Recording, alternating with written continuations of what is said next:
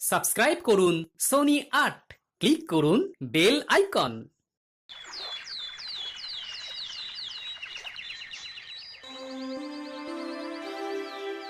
এই তো ও সে কবেকার পুঁথিপত্র। এই এই এই এই বলি ব্যাপারটা কি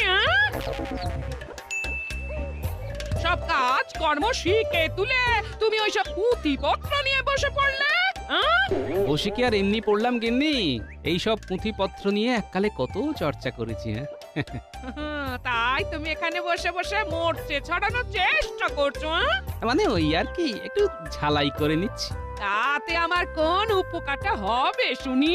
সংসার চালানোর জন্য বিদ্যেও দরকার, অর্থও দরকার। যাক, এই কথাটা তাহলে মাথায় আছে।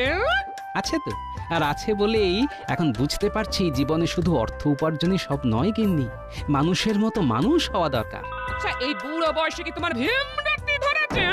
কথা নেই বার্তা নেই, একেবারে জ্ঞানের ঝুলি খুলে বসলে।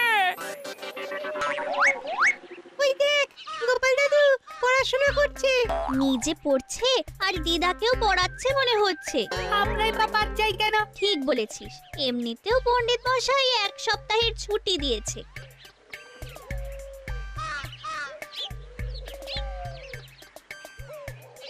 ব্যাস ব্যাস, আর কি এটাই বাকি ছিল। নাও এবার বাড়িতেই একেবারে টোল খুলে বসে পড়ো। টোল খুলি না খুলি মানুষের মতো মানুষ হওয়ার শিক্ষা তো আমি ওদের দিতেই পারি। সেটা আবার কি গো গোপাল দাদু?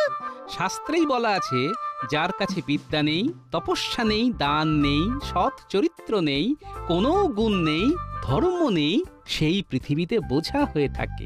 সে মানুষ রূপে থাকলেও আসলে পশুর মতো ঘোরাফেরা করে। বাবা, তুমি কত কি জানো গো গোপাল দাদু। তাও দাদুর একটু অহংকার নেই।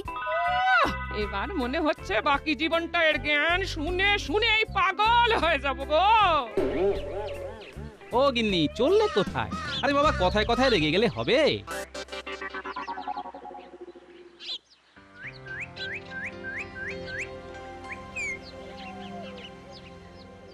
কি হয়েছে মহারাজ?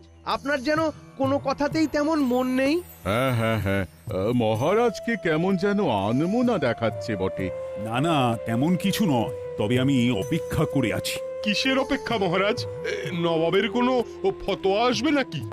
তুমি থামো তো সেনাপতি, মুখে যেন আর কোনো ভালো কথা নেই। যার যেমন মুখ তার তেমন কথা, এটাই তো স্বাভাবিক মহারাজ। ব্যাস, সুযোগ বুঝেই জ্ঞান দিয়ে দিল। তোমাকে ফোড়ন কাটতে কে বলেছে গোপাল? আহা, গোপাল জ্ঞান দেবে কেন? পণ্ডিতদের মহা সম্মেলন থেকে রাজপণ্ডিত ফিরে